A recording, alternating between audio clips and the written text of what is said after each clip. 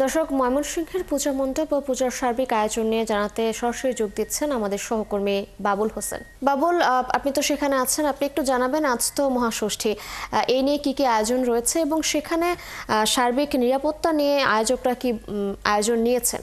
রয়েছে নগরীর সবচেয়ে যেখানে বড় প্রার্থনা হয়, দুর্গাবাড়ি যে মন্দির, সেই মন্দিরে আজ আপনি জানেন যে সনাতন ধর্মাবলম্বীদের প্রধান যে ধর্মীয় শারদীয় দুর্গা উৎসব, সেটির আজ মহাষষ্ঠী। তো গতকাল শনিবার বোধন হয়েছে, অর্থাৎ দেবীকে বন্দনার মাধ্যমে জাগ্রত করা হয়েছে এবং আজ আজ তাদের যে মহাষষ্ঠী, সেই ষষ্ঠীর দিনে দেবী দুর্গাকে আমন্ত্রণ এবং অধিবাস অনুষ্ঠিত হবে। ভক্তবৃন্দের ভক্তি এবং পূজার যে আনুষ্ঠানিকতা রয়েছে তার মাধ্যমে দেবী দুর্গাকে মাতৃরূপে অধিষ্ঠিত হবেন মন্দিরে মণ্ডপে।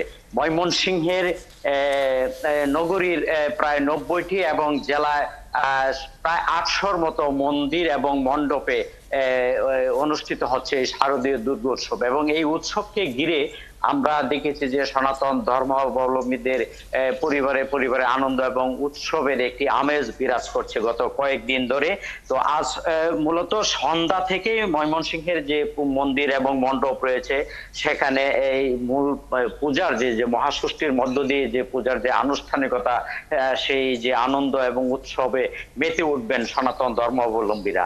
তো আমরা যেটি দেখেছি যে প্রতিটি মণ্ডপে মন্দিরে সিসি ক্যামেরার আওতায় আনা হয়েছে এবং যাতে নির্বিঘ্নে শান্তিপূর্ণ এবং উৎসবমুখর পরিবেশে তারা এই পূজা সম্পন্ন করতে পারেন, উৎসবে আনন্দ ভাগাভাগি করতে পারেন, তার জন্য স্থানীয় প্রশাসন থেকে 4 স্তরের নিরাপত্তা ব্যবস্থা নেওয়া হয়েছে। সাদা পোশাক সহ আইন শৃঙ্খলা রক্ষাকারী বাহিনী প্রতিটি মণ্ডপে মন্দিরে তারা সতর্ক অবস্থানে পাহারায় থাকবেন।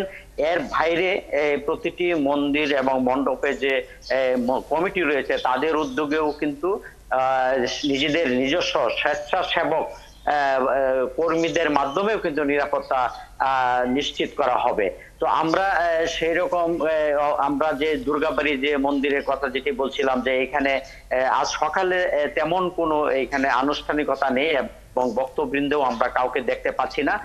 তবে নেতৃবৃন্দ যেটি জানিয়েছেন যে সন্ধ্যার পর থেকেই মূলত এই যে মহাষষ্ঠীর যে দেবী দুর্গাকে যে তারা তারা পূজা দিয়ে তাদের আজকের যে আনুষ্ঠানিকতা তারা সেটি শুরু করবেন এবং এরপর থেকে আপনি জানেন যে কালকে সপ্তমী, অষ্টমী, নবমী এবং দশমী পর্যন্ত প্রতিটি মন্দির এবং মণ্ডপ উৎসবে মেতে থাকবে এবং ভক্তবৃন্দের উপস্থিতিতে আনন্দের একটি ভাগাভাগি যে তাদের শারদীয় দুর্গা উৎসবকে তারা সার্বজনীন করে তুলবেন, এমনটি তারা জানিয়েছেন। তবে স্থানীয় প্রশাসনের যে নানামুখী উদ্যোগ, যে প্রতিটি মণ্ডপের নিরাপত্তা নিশ্চিত করার জন্য, এতে করে যে সনাতন ধর্মাবলম্বী স্থানীয় যারা নেতৃবৃন্দ রয়েছেন তারা বলছেন যে তারা আশ্বস্ত হয়েছেন।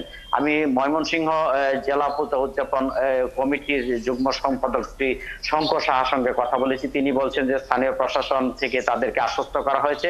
গতকাল মৎস্য প্রাণী সম্পদ যে উপদেষ্টা ফরিদ আক্তার, তিনি এই দুর্গাবাড়ি মন্দিরে তিনি এসেছিলেন। এ সময় স্থানীয় প্রশাসন, জেলা প্রশাসন সহ আইন শৃঙ্খলা রক্ষাকারী বাহিনীর সদস্যরা তারা সেই বাবুল হোসেন, আপনি আছেন, খোঁজ খবর রাখতে থাকুন। পূজার আনুষ্ঠানিকতা শুরু হলে আমরা নিশ্চয়ই আপনার মাধ্যমে দর্শকদের সেই বিষয়ে দেখাতে চেষ্টা করব। দর্শক, ময়মনসিংহের দুর্গাবাড়ি মন্দির থেকে যুক্ত ছিলেন আমাদের সহকর্মী বাবুল হোসেন।